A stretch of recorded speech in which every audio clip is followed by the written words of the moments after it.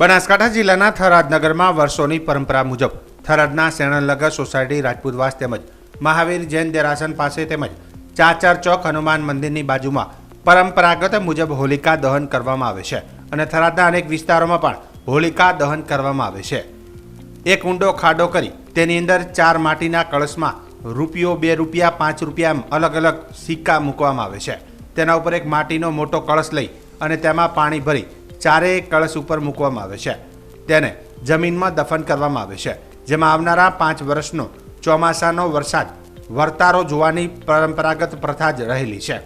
4 કળશ મૂકી તેની ઉપર એક માટીનો મોટો કળશ પાણી ભરી અને મૂકવામાં આવે છે, જેમાં અષાઢ, શ્રાવણ, ભાદરવો, આસો, માસો એમ 4 માસના 4 કળશ મૂકવામાં આવે છે અને પછી હોળી પ્રગટાવવામાં આવે છે, જેમાં હોળી છાણનો ઢગલો ગોઠવી હોલિકા તૈયાર થાય બાદ તેની ઉપર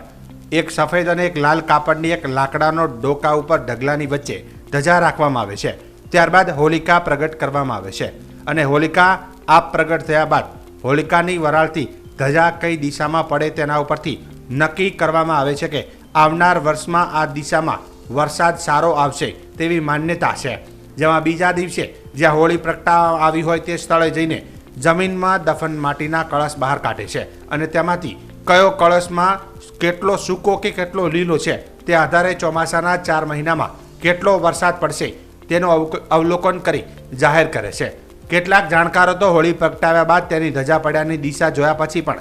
વરસાદની કેટલો પડશે અને તેની અસરો કેવી રહેશે, કયો પાક સારો થશે અને અનાવૃષ્ટિ કે અતિવૃષ્ટિ થશે તેનો આછો પાતળો ખ્યાલ આવતો હોવાની માન્યતા રહેલી છે।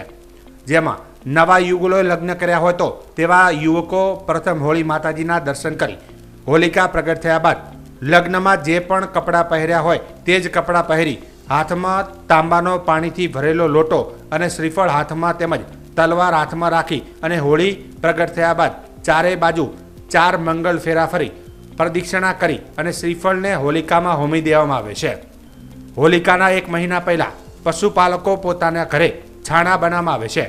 તેની છાણા સાંજે હોલિકા દહન કરવાનું હોય ત્યાં મૂકવામાં આવે છે। બાળકો દ્વારા પણ હોલિકાના 1 મહિના પહેલા છાણના હોળાયા હારડા બનાવવામાં આવે છે અને જે હારડો બનાવી તેને સૂતરના દોરડામાં પહેરાવી હોલિકા પ્રગટ થયા બાદ હોલિકાની અગ્નિવાળો ઉપર ફેરવી અને ઘરે લઈ જવામાં આવે છે અને જૂનો છે તેને હોલિકામાં દહન કરવામાં આવે છે। જે પશુપાલકો છે તે પશુપાલકો પોતાનો ઘાસચારાનો પૂળો લઈ જાય અને હોલિકા પ્રગટ થયા બાદ હોલિકાની અગ્નિ ઉપર ફેરવી અને પોતાની ઘરે લઈ જાય અને એ પૂળો ઘાસનો ઢગલો પડ્યો હોય તેની અંદર મૂકી દેવામાં આવે છે તેવી માન્યતા રહેલી છે। જેની ઘરે નાનું બાળક જન્મ્યું હોય અને બાળક પ્રથમ હોલિકા હોય તેવા બાળકને પણ તેના માતા પિતા હોલિકા પ્રગટ થયા બાદ તેને દર્શન કરાવે છે અને ચારે બાજુ પ્રદક્ષિણા કરાવે છે, એટલે બાળક તંદુરસ્ત રહે તેવી લોક માન્યતા રહેલી છે।